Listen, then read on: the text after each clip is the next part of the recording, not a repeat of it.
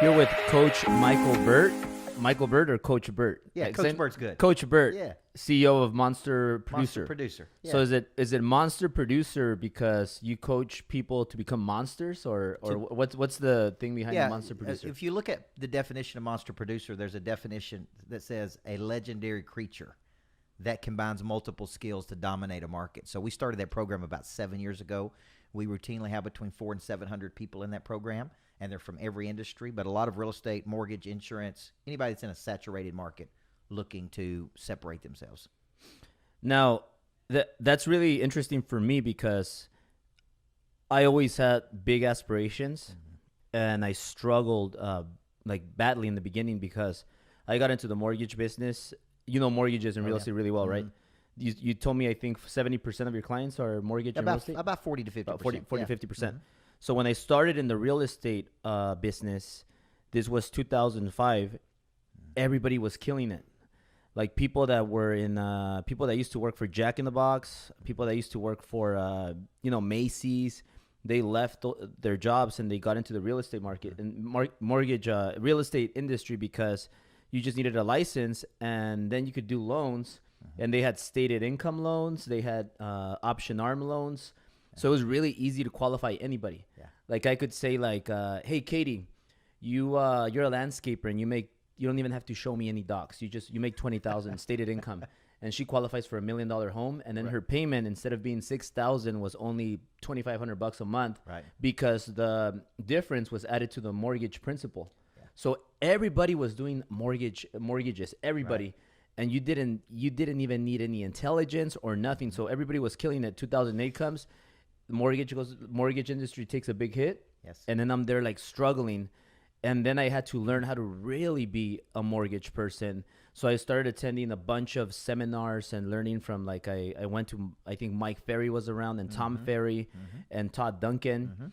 And I started learning. It was almost like I went back to school to learn how to do mortgages and learn how to do mortgages the right way.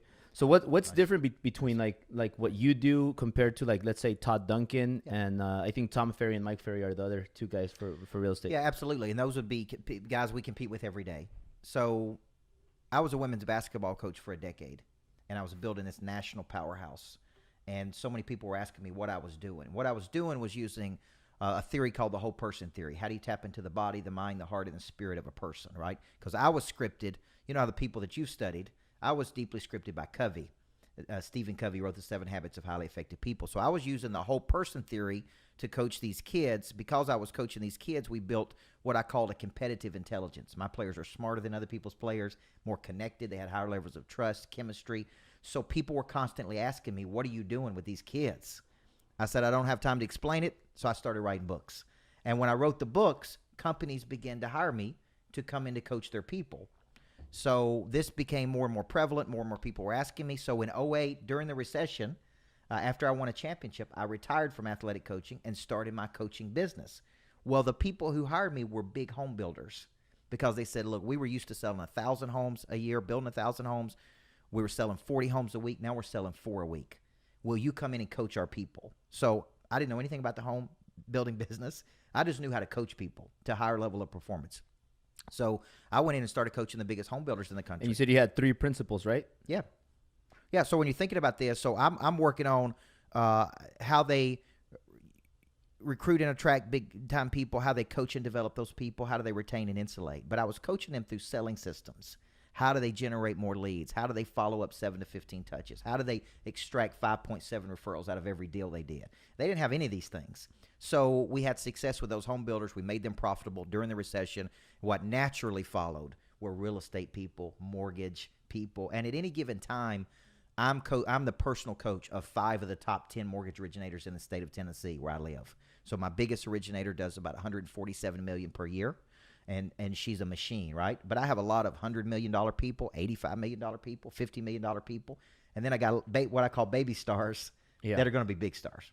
Yeah. So that's how I ended up really coaching real estate. I didn't go into it, but how am I different than Tom Ferry or Rick Ruby or those people? Is I actually am more of an entrepreneurial business coach versus just a specific mortgage or real estate coach. I'm really coaching them how to build a business, how to multiply that business, how to work the selling systems to grow. Typically, I like to get a 40 to 50% increase in a 1-year cycle with a person. Yeah. Do you think technology is really important? Because I know some of them are just not up to the technology, and I know you're a little like we're I don't know. You're not a millennial, right? No. I'm like I Yeah, think yeah, I'm yeah. barely in Yeah, that sure. millennial thing, Yeah. but we're pretty close to the age. So I know right now it's a lot of Instagram, Mhm. Facebook, social media, and all that stuff. Do you use a lot of those tools for Yes, your coachings? I do. I use a lot of those tools, and we need to use more of those tools. I think we could all be using more. But a lot of the people I coach, I wrote this book called Person of Interest, How You Become like the go-to person. And one of those components of being a person of interest is becoming known and famous and renowned and celebrated. Most of the people we're coaching are not operating or using those tools like they should be. Like you use it a lot to become known and share your story, and you're very good at sharing your story. Like you're very good at stories of origin of where you came from and what you fought through and where you are today, which gives people hope to go do that.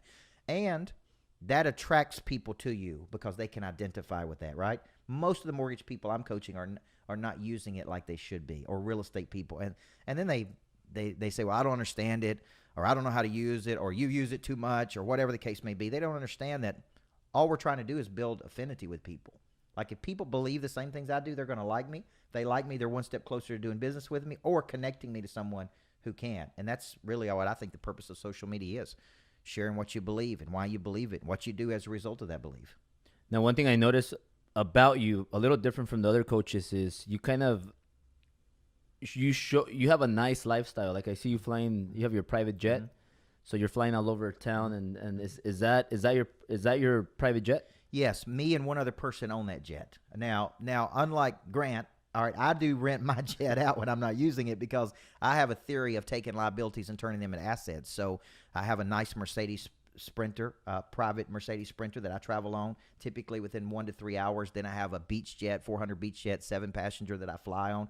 And I mainly got that because I signed a national contract with Remax last year to do 35 major events for them. And I was already overbooked. And so I've got a 6-year-old daughter at home and a wife, and I just said I'm not signing the contract. I'm not doing it unless I get a jet so I can go and come home.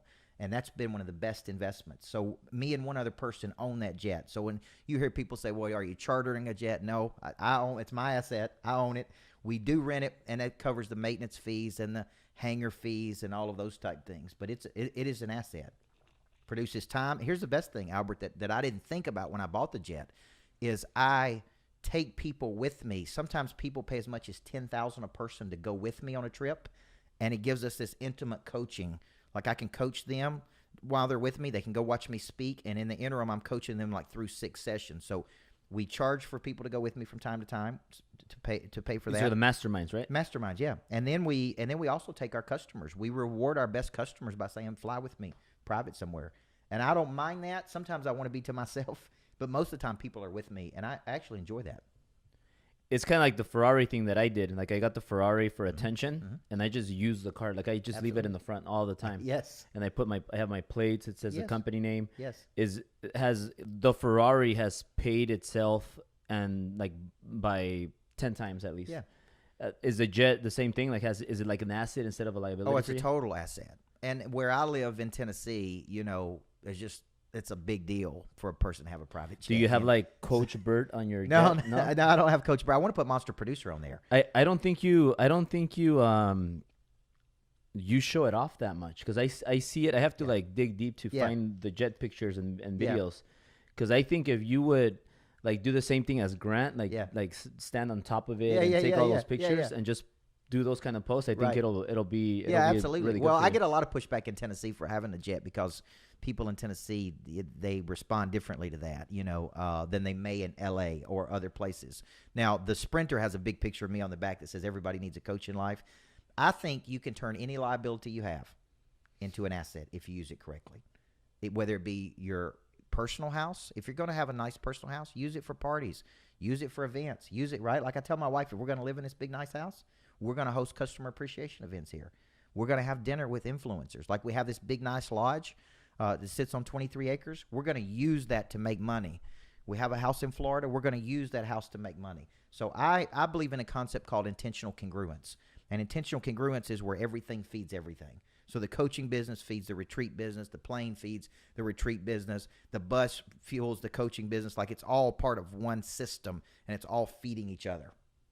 I totally get that because, like, for example, I'll do my driven events. Yes. And then I'll reach an audience that I didn't have before. It'll increase, and then people like it. They start referring more people.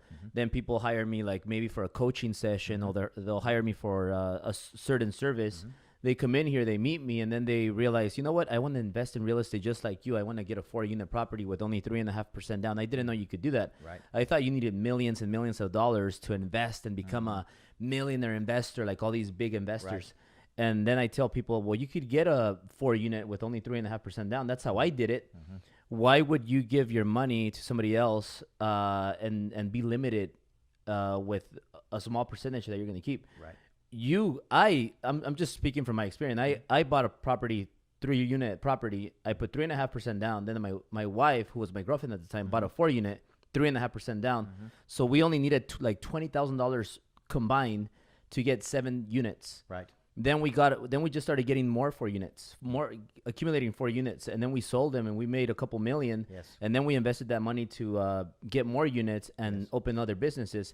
Now that only took us 4.5 years to get that income, but nobody knows that. Everybody thinks that, and I wasn't even making a lot of money. I was making $300,000 a year. Right. But real estate made me over $2 million in 4.5 years, just as a side gig. Yes. And people don't know that. Yeah. And so it's weird because then people come here for coaching, and then guess what? Now they need another service. They need a mortgage, and they need a realtor. We have that. Right. So like it's just like like my businesses are all connected, and they're all it just grows. Yeah. Exactly what you said right now. Well, that's intentional congruence. You know, I'm working on this book called Single Digit Millionaire, and it's first how to get your net worth between $1 and $10 million. And then once you get there, how to get double digits, right? Well, to even be a single digit millionaire, the only reason I use net worth because it is an indicator that you figured out how to sell something. You figured out how to invest. Most people's net worth is driven up. Like my net worth was driven up maybe $1 million last year, mainly through the real estate holdings that I have. But the house we bought in Florida had 9 bedrooms. It's like a hotel. It's got 9 bedrooms in it. It is one door, but it's got 9 bedrooms, so we can sell it at a higher price. We have that same house on the market right now for $1 million more than what we bought it at, and we've owned it for a year. We used it to do retreats, and now we're selling it at $1 million more than what we bought it at a year ago. So when you think about people buying real estate, different people have different tastes. My personal taste is to buy these properties that are unique properties I can do retreats at and rent them at very high rates, cash flow really nicely. Like that property alone was going to bring in $215,000, maybe $50,000 a piece to the partner and I in positive cash flow from that one property, because it's really like a little hotel with 9 bedrooms in it. How long did you keep that property for? 1 year. And that's the property that I see in the mastermind pictures, right? Yes. Yeah, and we're actually selling that property right now, and we're going to purchase another property. We're going to 1031 exchange that money. And then I have this big, nice lodge in Tennessee that sits on 23 acres that really has the potential to bring a lot of income in. So we're going to add cabins to it, big barn for events. Is that going to be also for masterminds? That's for masterminds too, yes. Now, everybody sees your success now and how you're flying. You have your private jet and you're coaching a bunch of people, helping people make millions. But like, were you born rich, or were you, or did you start from scratch? Yeah, I was raised by a single mom who had me when she was 16. I've showed pictures many times when I speak of the first house we lived in. Yeah. The living room, the bedroom, and the kitchen were all the same room. My mom used to take me down to the local baseball field, and I would stay for hours and hours down there because it was like a babysitting service. She would work 2 or 3 jobs. I would stay at the baseball field, and that's really where I watched coaches tend to other people's kids. And that's where I came to this revelation that a good coach can change a person's life, right? So I started off, I wasn't poor, but I wasn't rich. I was below middle class, I would say, and started off as a high school basketball coach. My first job, I made $24,000 a year. When I retired at 31 years old, I was making $60,000 a year as a high school coach. And at that time, like in Tennessee, that's one of the highest paid public school coaches in Tennessee. But I didn't know the difference between an asset and a liability, Albert, at 30 years old. I was a coach. I was just trying to win basketball games. I remember at 31 going to the bookstore, right, and picking up a copy of How to Grow Your Financial IQ by Robert Kiyosaki at 31 years old. And I started reading Rich Dad and Poor Dad and, Cash Flow Quadrant, because as a basketball coach, I never thought about money. I never thought about building wealth. I never thought about being a millionaire. I never thought about having a private jet. I was just trying to win basketball games. So when I started my business at 31, it's like, all right, I'm an entrepreneur now. I got to go out and generate revenue. I got to run a business. I got to go out and create value. I got to solve problems. That's when I really started to think about all these things. When you were coaching, how much money were you making there? First year, I made $24,000. It progressively went up in small chunks till in my 10th year, I think I was making about $60,000 a year. Coaching, basketball. Coaching. And this was, how old were you? 30 years old. So when you were 30 years old, that's when you decided to open up your business, After right? I won a championship, I was speaking so much because of the books I had written. I had written 4 or 5 books at that time. People were constantly asking me to speak. And I spoke one day for $1,500. I still remember it.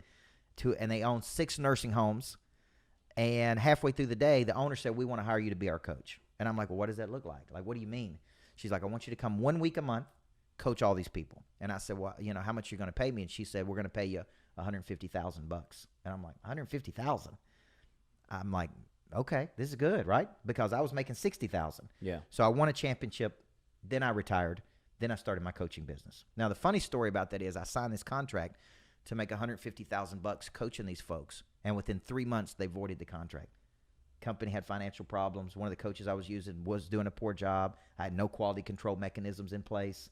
So 3 months into the contract, the CEO called me and said, we need to void this contract. Now I got zero money coming in. I just retired from my job. Like, a lot of people don't know that. So I had to go out and find clients. I had to go out and learn a selling system. So you were kind of forced into coaching after that.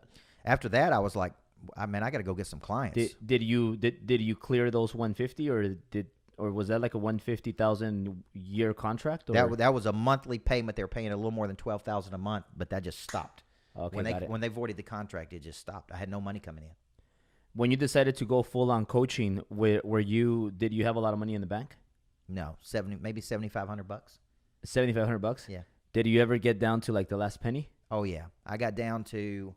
I had no lines of credit, no loans, no investors.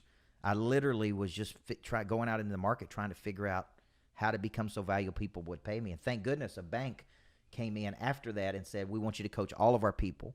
We want to drive this large retail initiative, and we're going to pay you, I think, $75,000 with a bonus to get to 150. And we hit our goals, and they paid me $150,000, and then I knew it was possible.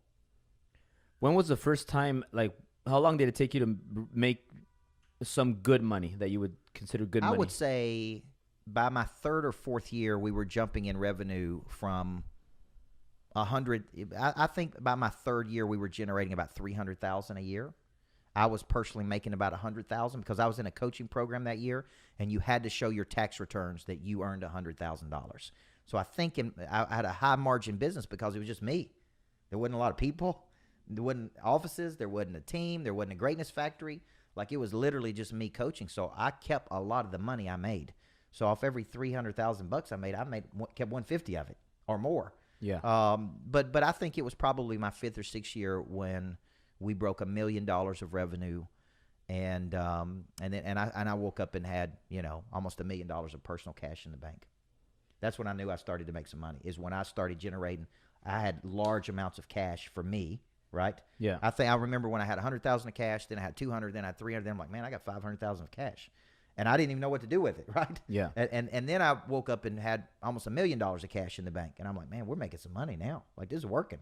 Now I've hired a lot more people because we're trying to grow and scale, and so now I've got a bigger team. Yeah, that was my next question. So now coaching is all you do, right? That's all I do, yes. So now, like, what is your business today? What is your coaching like today? Like, how many employees do you have? Yeah.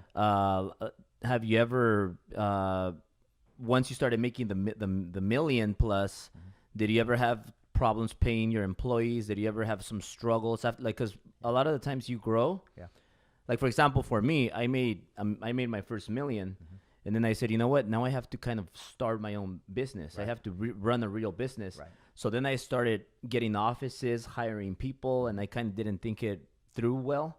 And then I'm like, oh shit, now I have to pay this, and this, and that. So now I'm netting less money. Yeah. And then I'm like, how am I gonna do payroll Yeah. next week? Yeah. And did you ever deal with that? Yeah, as there you were grew your times business? I remember. There were times when I had just 2 or 3 employees, where I went, I would say, long periods of time without taking a paycheck, or me personally getting paid, like 4 to 6 months, right, with me not taking any money at all from the company.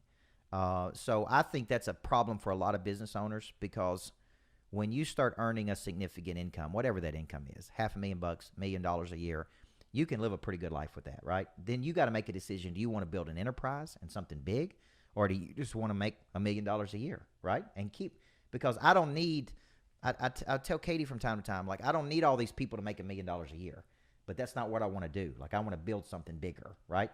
So now we're in the process of hiring more people. I think we have about 10 employees right now. We have a sales team that we're growing. We've got, we're trying to build this thing out. Do you have other coaches under you? We have some certified coaches. I haven't had a lot of success with that like I wanted to. We've certified people, and then in their markets, it'd be like me having a certified coach in Los Angeles, and they are teaching my content, but they're having to drive people into the program. They get a percentage, and I get a percentage. What I'm doing now is licensing people in my content. They pay a flat rate of $5,000. They can go back wherever they want to and start their own program. I don't get any of that money. It's their money. They just pay a licensing fee yearly to be licensed. Now, today, when you coach people, are you strictly coaching people one-on-one, or are you also doing your online, your virtual training? Both. I do not coach people one-to-one typically, although a lot of people, that's the number one thing people ask me. I coach people in groups. Yeah. So I teach 7 times per month live. There's live audiences in the room, and then we're simulcasting that. So if people are in LA, they would watch it. They have a one-to-one coach that we give them, right? And then I do a Monday accountability session with everybody, so they jump on with me. And then they have 7 times a month that they can. That's like a live video call. And it's yes, and the coaching sessions are live sessions. It's like me coaching for an hour and 15 minutes with 50 people in the room, simulcasting it to everybody around the world. And you do that 7 times a month? Yes. And I do it in different cities. So I do it outside of Nashville, Chattanooga, Knoxville. Then I go to Houston, Texas, and do it. And that's a hot market for me because I've got some big clients there. So people in Houston can sign up at $3.99 a month, see me live every month, me coaching them. And then we have the online academy, Lightspeed Academy. What works better for you? Like what have you noticed that is your killer for coaching? So long, I was just with Brad Lee, and I know you're big friends with Brad Lee too. I personally believe we should be doing $250,000 a month in our online academy. Everything I do live goes to the online academy. Then we break it down. So it's very robust. It's got sales, service, marketing, all those things, right? Like we just have not put the effort and force behind selling it like we should. Like with you, what I like about what you're doing is it's very clear. You have the Driven Academy. It's a very specific thing. When I started off, I didn't really know what I was doing. I just put a bunch of content in there, and we called it the Total Growth Academy because it had sales and service and operations and motivation and all this stuff. Then we rebranded it around the Monster Producer, so it's the Monster Growth Academy. It's got all my selling systems and everything in there. We really should be selling that a lot more than what we currently do.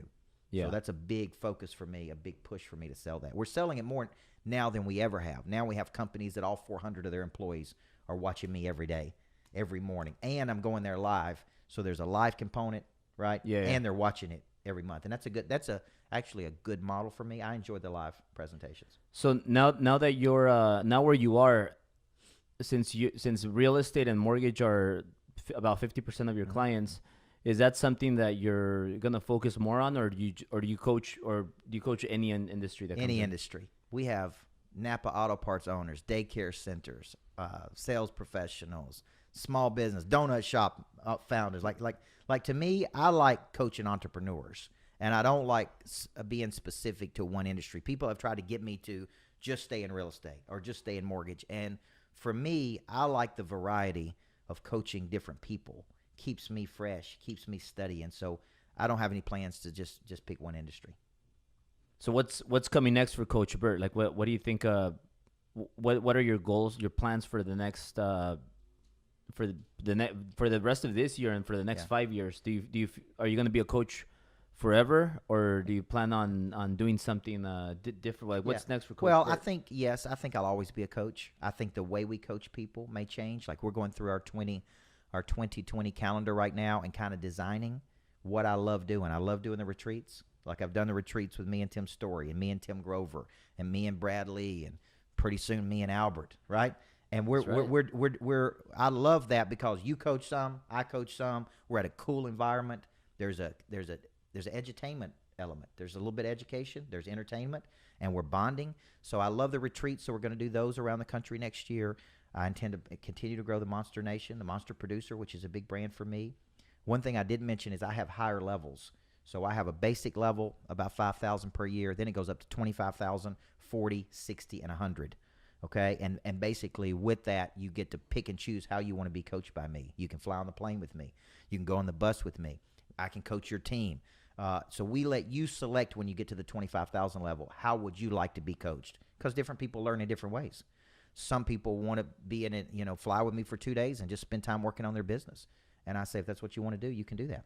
Have you ever read that book, Blue Ocean Strategy? I have, yeah. Yeah. Because that retreat it's kind of like a blue ocean to me because it seems fun. Yes. Like, do people just go in there and hang out and then you kind of just wake up, have a beer and talk business, or is it structured in a way, or is it just kind of like a fun environment? Yeah, what you just described, that would be like a Bradley retreat.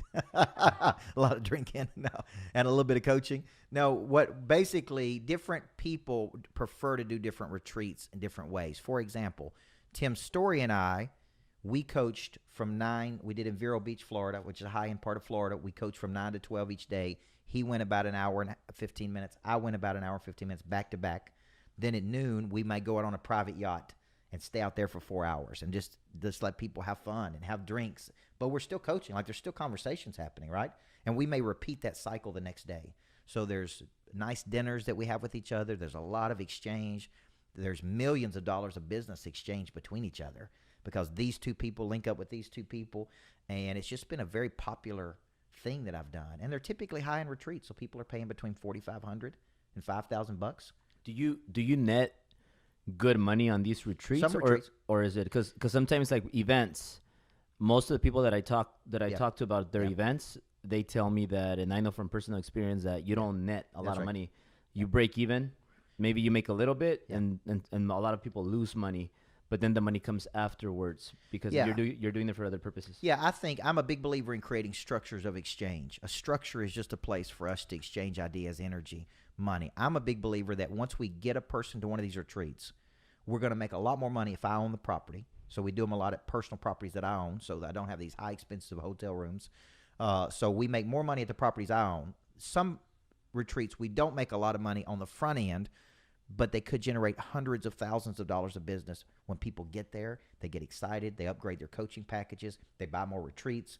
They say, I want you to coach my team. Like the largest contract I have right now really was initiated by people that came into our coaching program, but it was a retreat with me and Tim Grover that they came to at the lodge in Tennessee. Mm-hmm. And at that retreat, they made their mind up, this is the guy we want to coach our whole company. So to me, I'm not as interested in the money made on the front end as I am the opportunity on the back end. Some net more than others. Like we calculated for me to speak, right now every stage I speak on is worth $68,000. That's basically how much money we're generating. So if I want to do $2 million in speaking next year, let's say I need to speak 24 times on stages that can generate at least $68,000. Now a stage like 10X probably generated close to $1 million for me because we're still signing up people today from me speaking at 10X 2 years ago. You see what I'm saying? Is it the more people, the better? Absolutely. Like for you to like reach more people? Absolutely. Yeah. Or in some cases, though, there could be 50 other right people that sign me on to a $200,000 contract. Like I'm speaking to 400 doctors pretty soon in Miami, and these are all very progressive. Like they're running wellness centers where they take cash, and they're running $20 and $30 million wellness centers. I could speak to 400 of those people, and 5 of those people hire me at $200,000 a piece to be their coach. Because you could also speak at a place that has 5,000 people that paid $9. Absolutely, and they're not going to buy anything. Absolutely. So that's important to know. Like with my kids' academy that I have right now, I made a decision this weekend. I was speaking at Caesar's Palace this week to educators, and we have this kids' academy: confidence, bounce back, how to handle rejection, how to lead. And I made up my mind speaking at that conference. Look, what we need to do is drop that to $97, and we need to sell 10,000 of those. Get out of $4.97, $7.97. Make it so ridiculous they can't say no to it. Sell it in bulk, right? Like Yeah. I made that decision this week in Vegas. So I told my team, just drop it to $97. Let's do a great job marketing it, and let's sell that product. Because every parent in the world would spend $97 on their kid to learn these things. We just didn't have it priced appropriately. So this is a coaching for kids? Yes, coaching for kids. What do you teach kids? I have to basically break down confidence like science. I teach them how to lead a group. I teach them how to sell. I teach them all kinds of things. Things that we're teaching the adults, we're teaching the kids. It's called Monster Kids, or the Greatness Factory for Kids, which is a light speed interactive academy. And Brad Lee believes this is the biggest thing I'll ever do. It is, because it catches my attention, because a lot of adults right now, a lot of kids are smarter than adults. Yes. Like my little girl, she's 2. She's a lot smarter than a lot of adults. I know. Right now. My 6-year-old daughter's the same way. So, but here's the deal. I went to my daughter goes to a private school, and I went to the principal of that school, and I said, love everything you're doing, but I need to know what class is my daughter going to have and how to get back up when she gets knocked down, like how to sell something, how to start a business, how to hire people, how to protect her confidence. And he's like, we don't have any classes on that. And I'm like, well, my online academy has all that. So they purchased my online academy. They use it in the school system. They watch that every day, right, for a period of time. They're watching me on the screen. Then they have a workbook that goes with it. So I really believe the kids thing could be really big. Is it easier for you to coach people that make less money or people that make more money? More money. People that make less money focus on small problems, man. You know, and it doesn't matter if we have a $97 product or $99 a month, all the way up to people paying hundreds of thousands of dollars. The people paying hundreds of thousands of dollars a year for me to coach them are so low maintenance, right? It's almost like Paul Tudor Jones pays Tony Robbins $1 million a year to be his coach. And they asked Paul Tudor Jones, like, what do you get for your $1 million? Here's what he said. I just want to know that I can talk to him if I have a question. Yeah. You see what I'm saying? He may call him a few times a year, but in his mind, paying him $1 million has netted him a whole bunch more than that to have access to Tony Robbins. So my point is, I want to coach high-end people who are already doing well, but they want to do better. I look at it like this. We're either selling vitamins or painkillers. I want to sell vitamins. Like painkillers are you're sick and tired of being sick and tired, so you come into a coach because your life sucks. You can't make any money. I want to coach people who are already producing, and they just want to produce at a much higher frequency, and they're hungry, and they show up. Like we got a kid that's 25 years old. He's paying $25,000 a year for me to coach him. When he signed up for that program, he was making $40,000 a year.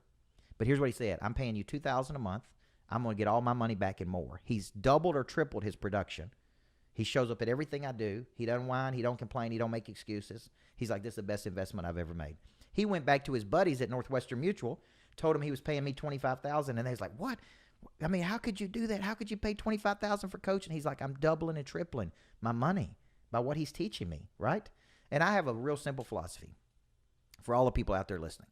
If you're not earning $1 million a year personally, you have not figured this out yet. Does that make sense? So if you're earning $300,000 or $400,000 or $500,000, and there's a person earning $1 million, they know something you don't know, right? So we need to kind of check our ego at the door. Like I'm just a single-digit millionaire. You see what I'm saying? So who am I learning from? Double-digit millionaires, triple-digit millionaires. Like I'm studying them because they're operating at a higher frequency than me. They know something I don't know. Too many people get caught up in, well, what could I learn from that guy? Like, what does he know that I know? Like, what does Albert know that I don't know? Well, he knows something because he's producing, right? Like, there's a lot of based on what you showed me today, there are real estate companies and mortgage companies around the world that can learn something from you. Just by the way you've got it metrics out and how you're running it and how you get attention for your brand. They should be hungry for that versus say, well, what could he teach me, right? Like some people say, what could a former basketball coach teach me? Well, I built a multi-million-dollar coaching business, so I know something, right? Like having a jet, I didn't just luck into having a jet. Like, so I see too many people that get stuck on these small things, man. They should say, look, you know something I don't know. Like Pete Vargas. You know Pete Vargas? Yeah. Okay. So I wanted to get on the biggest stages in the world. Pete Vargas knows how to do it. So I don't have a problem paying Pete Vargas to help me figure it out. Like I think just small-minded people focus on expenses when they should be focused on the best investment they're going to make is in themselves. It's in them, right? Sharpening their skill. What you did when the mortgage business wasn't working is you sharpened your skills. Because you sharpened your skills, your skill set was more valuable to the market and you earned more income. because of that. Most mortgage people will just continue to just keep doing 2 loans a month and trying to figure out what's wrong. Yeah. So what I did back then is I was kind of skeptical, so I didn't want to go there and I mean I was making semi good money, but I didn't want to get an expensive ticket because I was kind of like, is that really gonna work? Because I went to Tony Robbins, I walked on the fire, and I did all that stuff. Yeah. And then I was again getting DUIs and getting into trouble, and I would come back really motivated for a week. Yeah. But then I go back to my old habits, and I'm like, okay, let me go back and do the same dumb things that I was doing. Sure. And then I started getting going to self-improvement workshops that were related to my industry. That's when I started going to Todd Duncan. Yes. So you know Todd Duncan? I do. So I got the cheapest ticket. I think it was like the cheapest general ticket for like $100 or something like that. Yeah. And sometimes I would even sneak into those events, and I would sit in the back, and I was just there, and then I was asking questions to the people next to me, and they were just saying, "No, this thing's a ripoff. It's just a sales pitch. They're selling you other products, and man, I want my money back." And my mom and my friend told me that this was a waste of time.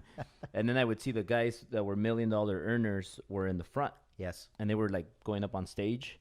That's right. And then I was like, well, now maybe they're getting paid to like sit up there and say that they're making $1 million. Right. But I started upgrading my tickets, and then eventually I got to the front row, and then it worked. So I think the one of the most important things, if not the most important thing, is getting coaching, getting mentorship, learning. That's why I have all those books over there. Right. Like when I'm learning, like I feel like I could do things more fast. Right. Like Sure. I get better. Yeah, I think there's a lot to be said for that, because buying a cheapest ticket, it's like buying a cheap ticket to a concert. If you ever go and experience a world-class person performing, like I remember one time I was in Vegas and I paid more money to sit up front and like be on the front row and watch this guy perform. I used to sit up there, right, on the cheap tickets. And I thought, it looks easy. He's a performer. Can't be that hard. He just run around stage. I sat up front in Vegas and saw the sweat pour. And I was like, man, that dude's working hard. Like I had a newfound respect. I appreciate it so much more sitting up front. Too many people are cheap in their thoughts. Therefore, they're cheap with their money, right? Yeah. And I think when it comes to coaching, I think a lot of people don't understand that it's an investment. It's not an expense. Now, there's bad coaches out there. There's a lot of bad coaches out there. And I think that hurts our industry, because a lot of people say, well, I tried coaching before and it didn't work and I didn't like my coach. I get that, right? But what was your personal responsibility in that, right? Did you show up? Like the people we have problems with, they don't show up. We can't find them. We call them, we text them, and they don't come. I'm like, man, I can't help you until you commit. What do you think of today's world? Everybody's $1 million mentor, the millionaire mentor, and then everybody is like I call them instapreneurs. Yes, like they're on Instagram. Absolutely. and they're instapreneurs. They're so successful, and they're gonna teach you how to become really successful. Yeah. And they've never done anything. But then it's funny when people have like so many followers. Yeah. But I mean, they're all bought. They don't have any, they don't really get any comments or anything. And then they're like just saying they're going to teach you how to become really successful. But then they drive a beat up car. They have a cheap watch. They don't own any real estate. They live with their parents probably. Yeah. But they're like, they're gonna teach you how to do this, like how to make money, and they're all over the place. Well, it's interesting because there were certain people we were trying to get on podcasts while I was in LA, because I live in Nashville, and we wanted to maximize our time, and I had like big time people call these people. I'm talking like Milet, who called and said, you need to have Coach Burt on your podcast. He's the real deal. Like, I don't know, I'm thinking about it, and I'm sitting there thinking like, what has that dude ever done? Like has he produced a business? You understand what I'm saying? Like the people, I'm sitting there thinking, it's one thing for you. You run a business. You operate a business. You're not sitting here interviewing people who are successful. You are successful. Some of these people have not been successful. And just because they interview successful people doesn't make them successful. Does that make sense? Like, so, I mean, the dude was kind of slighting me. Like, I don't know if Coach Burt's big enough for me to be on a podcast. And I'm like, I'd like to see your resume versus my resume. What have you done in the last 20 years? Does that make sense? Like that, those things bother me. because I grind. I get up every day and go get it. Yeah, you know what I'm saying? And I think the results speak for themselves. Like, it's working, right? It could get better, but it's working. So I think, to your point, Vaynerchuk calls them Insta shits, and that's really, I mean, they haven't done anything. Yeah. They're just on Instagram telling people what to do. And I'm like, you need to always look at one thing when you're hiring a coach. What is the demonstrated capacity of that person? Meaning, what have they done? What qualifies them to coach you? You've been going, Patrick Bet-David, he what he's done qualifies him to coach people. You follow what I'm saying? So I think that's a big thing in the Instagram world. Is it what is that dude done? Like, other than get on Instagram? Yeah. For example, what I did is, like, Grant was one of the first people that helped me, and I got two things from him. But let me just give you the biggest thing I got from Grant was real estate investing. Yes. So I said, you know what? I'm gonna like just follow this to the T. However, he's saying you got to buy real estate. But then I also used my logic, and I'm in the business. So I know real estate and I know mortgages. I know how to get financing. I know how to locate properties. Yes. I know how to figure out ROIs. Yes. All of that stuff. So I got all his information and then I applied it. But then I said, you know what? I want to find somebody that has a company that they built from zero. Yeah. And who can I find?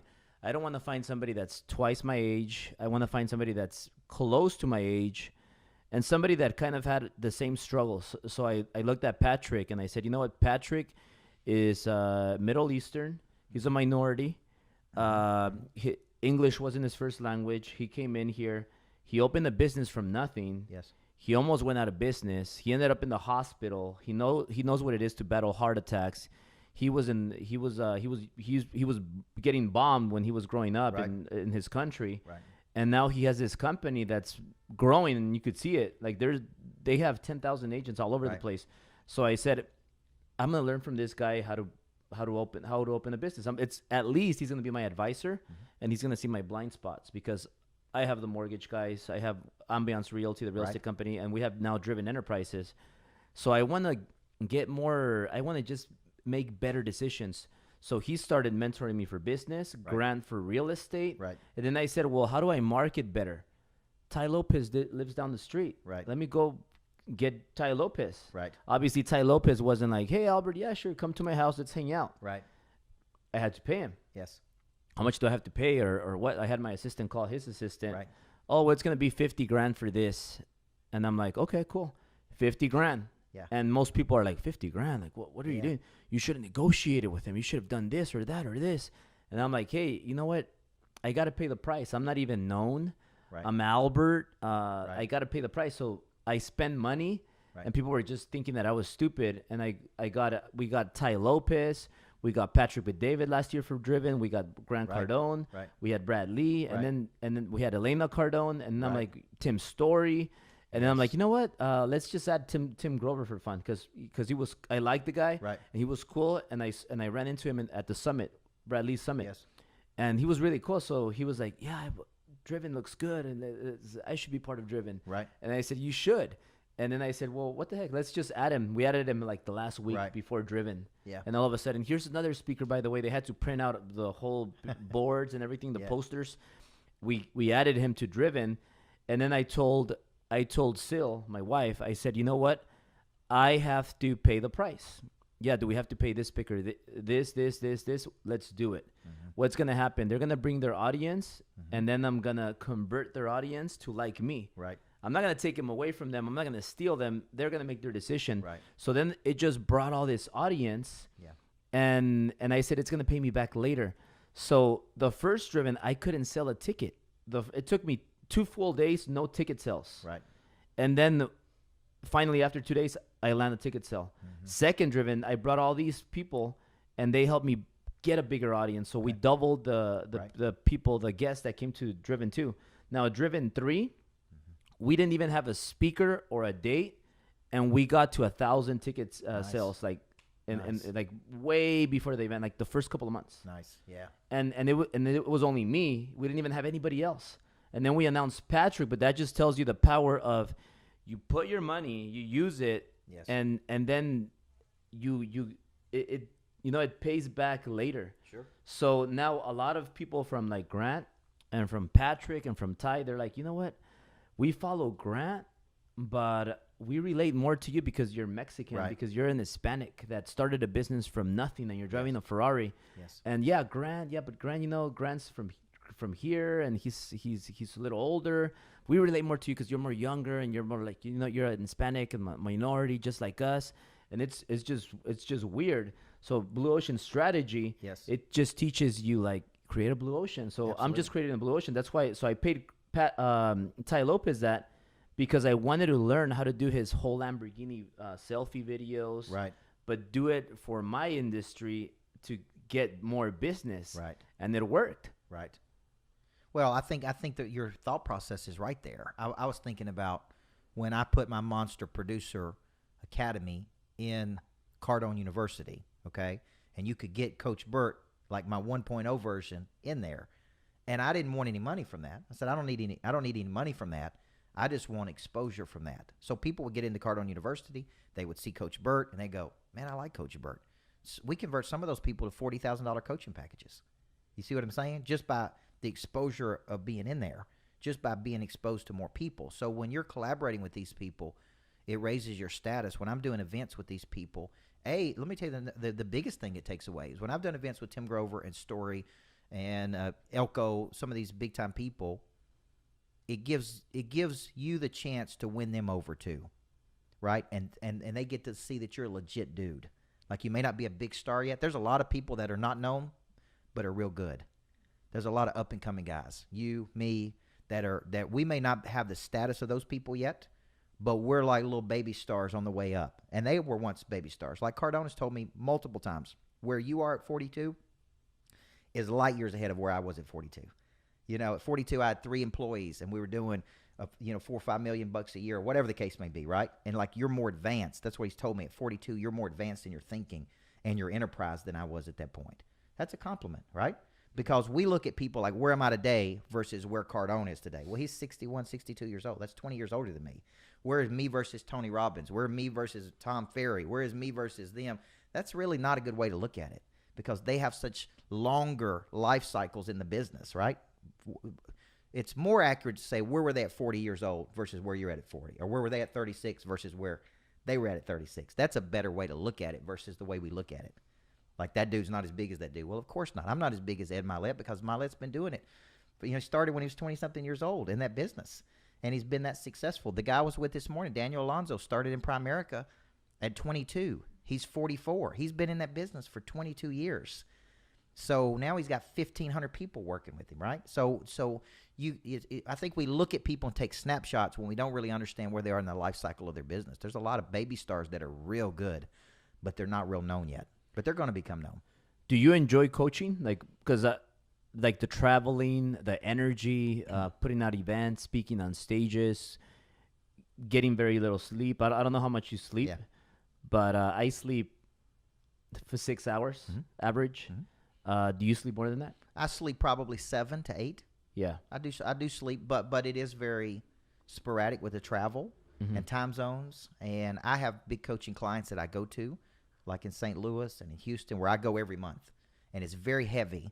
What people don't understand about coaching is I'm trying to get a group of people to a much higher frequency. It's a lot of emotional energy.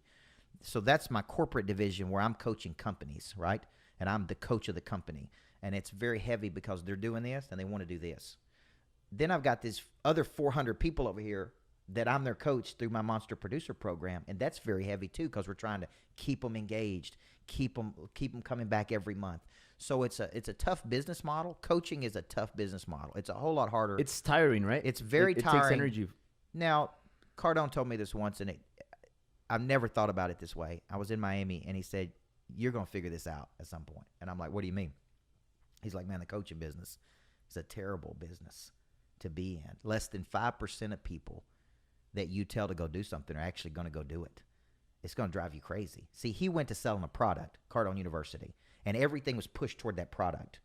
I'm still selling coaching programs and speaking engagements and retreats.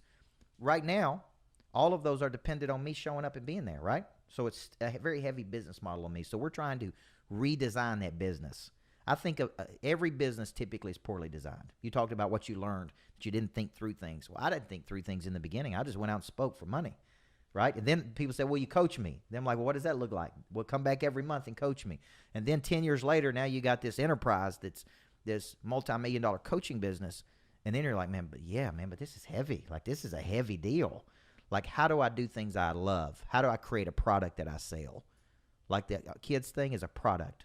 I could sell that to 10,000 people, right? $97 and make $1 million off a product I never have to go anywhere. So we're trying to reorient this business to take less pressure off of me. Is there any other kid coach?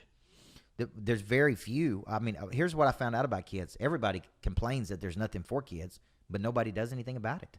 Like, like I hear people say, well, there's no confidence for kids and bounce back and resilience and emotional toughness. And I'm like, well, I'm just going to do something about it and create a product for it. Now it's just up to us to sell that product. Yeah. And I really like what you're doing because and I think Grant has told you this too. I don't know where I heard it, but you're being really active. Yeah. Like you're just traveling and doing Yes. like speaking gigs. You're getting on podcasts. You're just being consistent with your Instagram, your Facebook, and you're just all over the place. Yes. And it's really good because that's one of the things that I learned from Grant. You just got to be everywhere. Yeah. Even if you don't feel like it, be everywhere. And what I've noticed for me that has helped me a lot is when I go to, let's say I go to dinner. Mm-hmm. I'm at a fancy dinner. I'm spending like $1,000 for this dinner. Mm-hmm. Maybe I have a few guests. Mm-hmm. People like to see stories. You do a story yeah. like, oh, I'm here. I'm drinking this flaming drink. And then I make fun of I like making fun of my wife. I Yeah. put her on the spot. Yeah. And people love that. I know. And then I put my daughter like Yes. on and I make her say things. Yes. People like that. Yeah. And all of a sudden, like, oh, the sales start coming up. Right. Like just online sales, Yeah. I just get the notification, sell. And when I disappear and I'm not active for a couple days, Yeah. no sales. Yeah. My salespeople are not selling. Right. Mortgage production is kind of stuck. Yes. It's kind of flat. Yes. Real estate production is flat. Yeah. And that's because like we are the faces, so we Yeah. are the promoters. Yeah. So if the face, like if Patrick's not out there pushing himself, Right. if Grant's not there like getting in people's faces, Right. it slows down your whole troop. So even when I don't feel like it, I have fever or I don't feel good or dude, I have diarrhea. Yeah. I'm there like fuck, I don't feel good, I have diarrhea. People like that. It's ridiculous, but Yeah. people want to know when Yeah. Albert or Coach Burt have diarrhea. Or a bad day. Well, listen, when I many years ago, I worked with Steve Carlos and Hank Norman, and of course they get assign a media coach to you, and this media coach would watch my stuff, and I mean she would just hammer me. She's like, Coach, man, you don't share anything personal, like you're like a machine. And most people do not wake up like that. Like they have to crank the engine and get excited and get motivated. Most days are bad days versus good days. And she's like, you don't ever show any of that. She's like, do you have bad days? I'm like, oh yeah. Do you have days you're not motivated? I said, absolutely. She's like, you got to show that. So I got that coaching. I paid for that coaching, got that coaching, and did nothing with it. Like I was like, who the hell is this woman? Like, what does she know? You know what I'm saying? Like I'm a coach. I know. You see what I'm saying? Like I was totally not coachable at that time to her. Then over the past year, I've become 10 times better at being vulnerable, telling stories, connecting to people's hearts. Like that's the biggest thing that has helped my speaking career is being vulnerable, to telling the bad, right? And on Instagram and not being all positive every day. So that was a learning curve for me, and really learning stories of origin. Like what I see you do, I would consider those stories of origin. They're key moments of your life that were significant, right? And you're packaging those up and you're telling them, and that person following you is going, oh man, this guy's been where I've been. I'm like, right now I don't have any money and I'm trying to make it, and I got in trouble and, I got a DU, whatever the case may be. Like people relate to that so much better than just bam, bam, bam. Because most people, we can never underestimate the ability. Most people need motivation every day. They need to be re-enthused every day. They just do not have the personal drive. And I was telling Mel and Katie on the way over here, like I know Simon Sinek wrote the book Start With Why, Find Your Why. And I would just tell you, that I kind of bought that early on. Like, it's a great concept. I know it sells a lot of books. But some people, I think you're one of these people, they have something in them that you can't put in them and you can't take it out of them. Like, somewhere along the way, it was just hardwired into them. Maybe it was from my single mom that I watched work every day. And I told my team, like, I don't know my why every day. Like, I don't know why I wake up every day and do what I do. I just do it. I just go get it. Now, where did that come from? I don't know. So I'm kind of disagreeing with Cynic. And I'm saying to him, I think it's a great concept, but I do not believe that you have to find your why before you find your motivation and you go out and do something big in the world. Like, I don't think it's a prerequisite. So many people are wondering, like, what's my why? And if I find my why, I'm all of a sudden going to be motivated.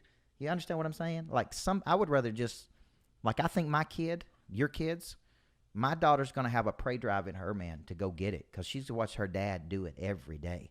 There's no way that kid is not going to have that drive in her. You follow what I'm saying? Yeah. Her environmental factors, her psychological factors, her scripting. So that's when I was a high school basketball coach, moms and dads would drop their kids off to me and say, man, my daughter's got a lot of potential. And I said, well, I got to ask you a question. And they said, what is it? And I said, is your daughter watching you reach your potential? Don't you think it's hypocritical to say your daughter's got potential if she's not watching her dad go get it every day? Yeah. Like, and the parents would be like, oh, man, I didn't. I'm like, well, it's true. My daughter needs to see me going about the planet. Like, that's why she's with me, coming to L.A., doing events, coaching, speaking. She needs to see that. That needs to become a way of life to her. This is it. We only get rewarded when we go out and produce something. Now, I see your girls really motivated and excited. Do you coach them also? Do you coach your people? Absolutely. Do you like? Yeah, we believe heavily every day. Every day. My team members watch my online academy 6 segments a day before they get to work every day. They are in an 18-week training course that I put together myself for them. Every day I'm in the office, I'm coaching them. We do it 8:30 and a 12:30 every day. So I believe that coming to work with me can be a complete game changer for your life. Like, I think when you work with me every day, it's going to change everything in your life. And that's what we're selling to people who want to come work with me. So you make it, so that's part of the. That's mandatory. Part of their schedule. Absolutely. Get on, how long do they have to do the Coach Burt thing? Well, they do 6 segments every day as part of the online academy. But right now we're in a special, like, 18-week training course that I started with confidence. Then I moved to how we tell our story. Then I moved to how we generate leads. Then I moved to how we follow up. Then I moved to how we extract referrals. Then I moved to person of interest. Are all 9 people that are in your office, are all of them selling? I like all of them selling. I like my personal assistant male selling. I want Katie selling. I want my 6-year-old daughter selling. I want my wife selling. Like I tell everybody, we're here to produce revenue. We're here to generate customers every day, and we cannot get off that. Yeah, like my wife's built some followers, so she has like 7,000 something followers now, and they're like super like organic, real followers. Yes. So she's just built it because I'm always tagging her, and she's getting tagged by other people, and then she gained some popularity. So sometimes I grab her phone when she's not looking, and I'll like go live from her phone and just promote myself. Yeah. Follow my husband, and then I'll do a video, and then I'll just post it there. Yeah. And then she's like, "Why'd you do that?" Yeah. And I'm like, "You gotta help. You gotta sell. You gotta help." Well, yeah. I mean, my wife wrote her first book called "Living with a Monster," and it's about how you live with an obsessed person. So I've got her promoting that book. She's doing her own women's conferences. She's doing retreats. That's not her natural state. Her natural state is to be backstage, behind the scenes. So it's very uncomfortable for her. We're doing a podcast together called Living with a Monster, and where we talk about what it's like being married to a driven person. And she's got her own. She's building her own little base of people. Are you a difficult guy to deal with? Like does your wife? Would your wife say it's kind of difficult to be with you? Yeah, I would say there's a difference between high maintenance and high expectation. I'm high expectation. What were your girls say? I think they'd probably tell you I'm high maintenance. Yeah. I'm high expectation. I have particular things I like, things I don't like. Mel, my personal assistant, I may be sitting there right now and say, Mel, I'm hungry. So you're really you have high expectations. You're really demanding on your team. I think so, but I also am very compassionate. I'm very understanding of people. I allow people to make mistakes. The number one thing I look for is loyalty. Okay, loyalty, and will you give me great effort every day? When you make mistakes, it's not the end of the world. but make it doing something. Do you have a course like on repeating the same things over and over? Like, do you have like a like do you make people write things down or how No, do you? what I do is I just make it very known about what I like and what I don't like, and what I accept and what I don't accept. Like, I don't like this. Like, this is what I want. What if people keep making the same mistake? They don't stay around long. Do you have like a 3-strike policy or some sort of that?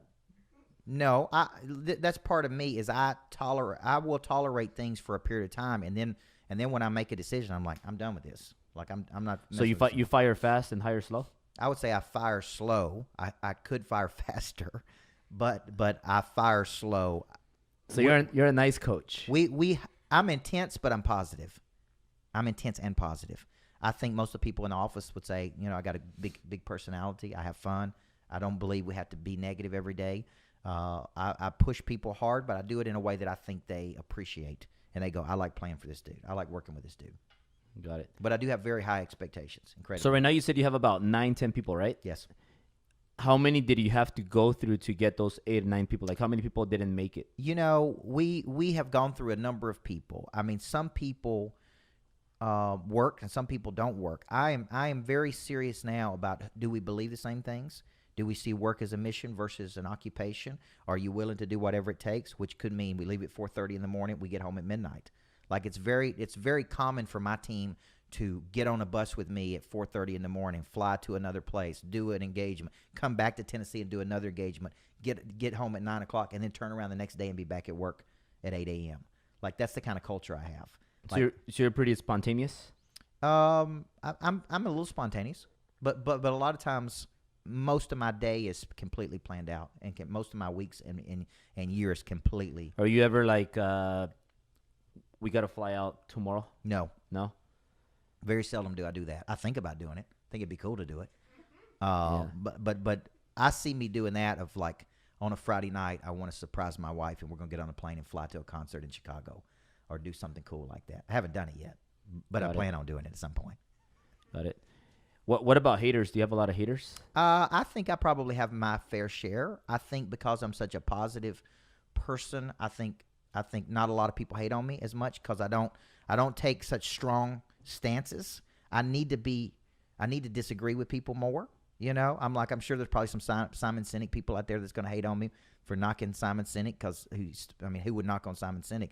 I just disagree with that philosophy that some people have bought. So I could do a better job of being bolder in what I stand for and what I say, because some things I hold back. And I live in the South, in Tennessee. It's a Bible Belt. It's very like me having a private jet in Tennessee is like a crazy thing. You understand what I'm saying? Like, people are like, well, who does he think he is? Me riding around in my city in a Mercedes Sprinter is like, well, who does he think he is? Like, it's like very blue collar.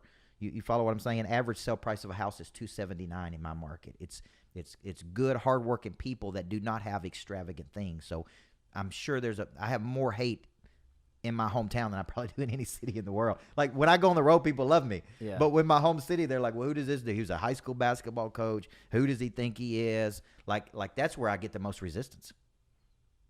Maybe you'll remember this one day. Maybe I'm right, maybe I'm wrong, but I think that if you focus on getting more haters, you'll become way more powerful because that'll bring you criticism and that'll bring you more people, and then they're going to start promoting you. And then people are going to see the real you. They're going to like you. And because that's when my life really changed, when I started getting haters. Yes. Because somebody told me I just have courage, but I'm not a speaker. Right. I'm not the best. I don't have the best grammar. Uh-huh. I've gotten better. Uh-huh. But the first time I went on a live, I sucked. Right. And I kind of like chugged some liquor. And I was even worse. But I just didn't realize I was so bad. Yeah. So I'm bad. Right. And then I drank to just give me more courage. Sure. And then I get on the live, and then I see it the next day, and I'm like, holy shit, like this is horrible. and then I go live again. Yeah. And I went live with Brad, I think, and somebody commented, like, dude, he's a horrible, boring speaker. Why did you have him on dropping bombs? Right. And this was like before I'm having Driven, like maybe I'm promoting Driven. Sure. 3 months before that, and most people would have put their heads down and like just lost it and been like, man, you know what? I'm not meant for this. Yeah. But just haters rising up and them hating because I'm on dropping bombs and because I'm Right. putting out driven event Right. because I had courage to like put it together. Nobody wanted to sponsor me or help me put driven together, so I had to figure out how to pay for it myself, 100%. So that just kind of gave me even more courage, and it just gave Yeah. me bigger balls. Yeah, And absolutely. then I just wanted to do it just Sure. to like smash this person. And then I I agree. did it, and then I got more haters. And then people were like just throwing negativity at me, and I'm like, and I'm just throwing more things, more fire back to them. Yeah. And all of a sudden they're like posting, like they're just commenting negative things. And then I have my fans defending me, and then Yes. it's just getting bigger and yeah, bigger. yeah. And then I'm like, hey, they're just really turning Yeah. into fanatics. And I think like I see you like, dude, Coach Burt is just so nice. Like it's just kind of hard to like talk shit to him. Yeah. Yeah. So like if you start getting into people's skin, yeah. like I think that'll be like really good for Yeah. you. No, I agree. I agree with that. I think because of where I live and I've always been resistant to being more vocal. But I think as I've gotten older, I've gotten more vocal about things I agree with, I disagree with. I think I could take a stronger stance. But I think it's a very shallow thing to look at a person and say, well, I don't like their delivery. I have a lot more depth to me than that. I don't look at a person and go, well, maybe he's a good speaker, maybe he's a not good speaker. I look at what's behind the engine. What could I learn from this person? Like I studied Covey for 7 years, and he was one of the most monotonous, boring speakers you have ever heard, but he was so deep and rich in his content. That's what I was after. I don't get caught up in do I like this person or don't like them, or do I like how they talk or don't talk. I'm looking for the meat because I'm trying to extract everything I can out of that. That's what I think mature people do. Immature people hate on people. What I don't like is Southern accent. I don't like how tall he is. I don't like this. I don't like that. That to me, that's a real sign of immaturity on the hater's part, because big time people don't think like that. Big time people is like, I can learn something from every person, okay, that I interact with. And sometimes it's what not to do. Like I watch those speakers at 10X and people are like, oh, I didn't like this person. I did like this person. And they ask me like, well, who was your favorite speaker? I'm like, I learned something from all those people. Yeah, I think that's one of the beauty of coaching people. Mhm. Because when I'm coaching people, sometimes I learn things from people that are making 40 grand a year. Mhm. Like I'll learn just like this little detail, and I'm like, oh, you know what? And I get better. Like I learn things, and then it's just the way I feel it is. Like Yeah. you help people, Yeah. and then just a lot of money comes your way. Absolutely. And I get, and it's I just love people. Yeah. You know, I love people. I hate the grind. Yeah. Like I'm not gonna lie, and I'll be really clear with this. Like I hate the energy that it takes to like wake up every morning and just grind. Mhm. Like I just hate the fact that I mean I hate it and I love it. Yeah. I don't hate it in a bad way, but I'm just like I don't go to sleep excited to like, oh, I can't Yeah, wait sure. to wake up Yeah. and go speak in front of like 2,000 people or do this and then do the live and then do all this. But then in the morning I have my routine, like the gym, all that Right. stuff. It energizes me and then I feel Right. better. And then once you start doing it, Yeah. all like just helping all these people, Yeah. it feeds you with a lot of energy. Oh yeah. And then you just get things done. Then you feel great. Yeah. But it is. That's why I was asking you this. Isn't it a little? Sometimes it just wears you out. But Oh, yeah. you just it just turns it the feeling you get, the satisfaction of helping Yeah. people. It just means everything. Yeah, and I think we get paid in different ways. Money's not the only way we get paid. We get paid in love. We get paid in appreciation. We get paid in energy back to us. We get paid when a person says, you changed my whole life. Like money's a byproduct of creating value for other people, right? Money changes hands when problems are solved. But I think for you, yes, it is exhausting. And it is a grind. And there's days I wake up and go, man, I really have to go do this. Like motivate all these people because they're just like sucking this energy out of me. But one definition of power is a means or source for supplying energy. Like when you think of a powerful person, like Patrick Bet-David is a powerful person. Why? He's a means or source for supplying energy. Those people look up to him. Cardone's a power source. Milet, Brad Lee, Tim Story, Tim Grover. These are all power sources, which is why we're attracted to them. And if you want to be a power source, there's going to come with an enormous emotional tax. You understand what I'm saying? There's an emotional tax that comes with being a big-time person that people don't see. The getting up early, going to the gym, and making sure you're in shape, and feeding other people energy, and showing up when you don't feel like it. The average person is totally driven by their feelings. I don't feel like prospecting today, so I'm not going to prospect. I don't feel like working out today, so I'm not going to work out. I don't feel like doing this today. Big time people are not ruled by their feelings. They don't listen to their feelings. It don't matter how they feel. They show up and deliver, right? Yeah. Like I did Person of Interest a few weeks ago, which is one of my biggest concepts. It was a full day event at my lodge, and I was sick. Like I don't know what was wrong with me, but I would give them. I was teaching all these people. Not one person knew I was sick, and I would take a break and go throw up. like give them something to do for a minute, go throw up, come back in and teach. Not one person knew I was sick that day, except me. You follow what I'm saying? Because I think that's what big time professionals do. Small time people would cancel that event. I don't feel like it today. Well, are you professional or are you amateur? Amateurs listen to their feelings. Professionals do not listen to their feelings. Exactly. So, hey, Coach Burt, really thankful for you to come join this this podcast. I'm gonna share. So, where can people find you, get more information about you, or if you want to end it with something, some message you want to give to people watching this? I think the message is, number one, I really respect you as a person. I watch you. You're inspiring to me because I do notice you grind it out, and you are interested in being a big star. So I appreciate you leading by example there. I think I have a real basic belief. Everybody needs a good coach in their life. People perform at much higher levels when they have a person in their life who is skilled at coaching them, right? So there's a lot of people that call themselves coaches. They woke up one day and said they're a coach. You need to check the credentials of the person coaching you. What have they done? What have they built? What have they won in their lifetime? But I think those that have a coach earn 3 and 4 times the amount of money than those that don't. I think the best people in the world have a coach. All top athletes have a coach. All top actors have a coach. Military trains every day. So when you think about this, I think if you're out there and you're thinking, that do I need a coach? The answer is yes, man. If you want to perform at a high level, you do what you did. You go seek out information and you go get it. So that would be my message. And then they can find me at CoachBurt.com. On social media, you can search Coach Micheal Burt. YouTube is a great place. I put out hundreds of videos. A lot of people find affinity with me on YouTube. So that's a good place just to go and start, or Instagram is a good place to go and follow my work. But I'm a pure coach. I think you and I talked about this off camera. Some people are celebrities. Some people are this or that. That's not me. What you see me doing every day is coaching people. Like I'm a pure coach. And when I spoke at 10X, people said, what's the differentiator between you and all these people? And it's really, I was the only coach on that stage. That was a pure coach that has coached people his whole life. Like that's how I make a living, right? Not just telling people what to do. Man, I'm in there doing it.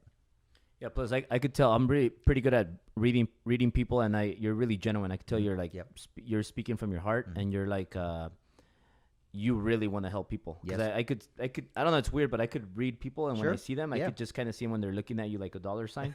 You seem like you do want to help people, and you're passionate about coaching. Absolutely. So I really respect that, Yes.